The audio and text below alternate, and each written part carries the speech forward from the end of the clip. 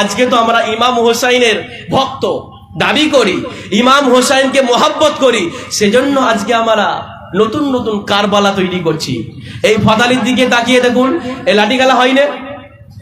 কি বলছেন? লাঠিগালা হয় না? ওই ছুরি তরোয়াল ইত্যাদি নিয়ে প্রহার করা হয়নি? আরে হয় কি হয়নি? ভয় কিসের? যেটা হয় সত্য কথা বলতে অসুবিধা কই কিসের? ঢোল তবলা বাজানো হয়নি? আরে কি জোরে বলুন না, হয়নি? তাহলে ঢোল তবলা শরীয়তে জায়েজ না হারাম বলুন? তাহলে একটা হারামকে আমরা কিভাবে আশ্রয় দেবো মসজিদের পাশে? তাদের কমিটিদের উদ্দেশ্য এবং প্রতিজ্ঞাবদ্ধ হওয়া উচিত যে আমরা শরীয়ত বিরোধী কাজকে কখনো সমর্থন করব না, করব না, করব না। এই ঠিক কি না? যেই হোক না কেন, একটা মসজিদের পাশে ঢোল তবলা বাজবে, একটা মসজিদের পাশে আমরা খুনাখুনি করব, একটা মসজিদের পাশে আমরা লাঠি খেলবো, যেটা শরীয়ত সম্পূর্ণ হারাম এবং নিষিদ্ধ করেছে। আমরা কিসের মুসলমান? আমরা বলি ইমাম হোসেনকে ভালোবাসি। কিসের ভালোবাসি? কিসের মোহাব্বত? আমরা শুধু এই বর্ষাকালের কোলা ব্যাঙের মতো, বর্ষাকালে যে কোলা ব্যাঙ বেরিয়ে দেখেন তো নাকি, গ্যাগো গ্যাগো শুরু করে বর্ষাকালে। এদেরকে গরমকালে দেখতে পাওয়া যায়? এদেরকে শীতকালে দেখতে পাওয়া যায়? দেখতে পাওয়া যায় না। এই যে পানি হচ্ছে, কোথা থেকে গর্ত থেকে বের হয়ে গ্যাগো করে শুরু করে দিল।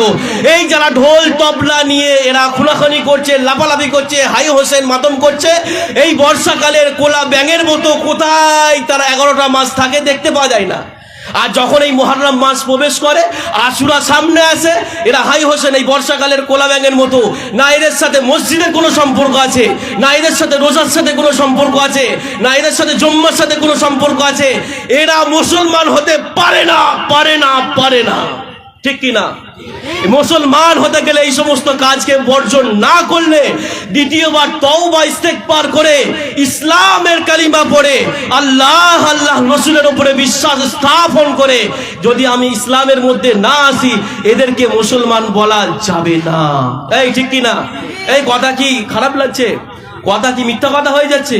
সত্য কথা সুস্পষ্ট বলছি, কান খুলে শুনবেন এবং মাইকের আওয়াজ যতদূর যাচ্ছে সত্য কথাটা শুনবেন। হয়তো হক কথা একটু খারাপ লাগতে পারে, সত্য কথা বলছে একটু খারাপ লাগতে পারে।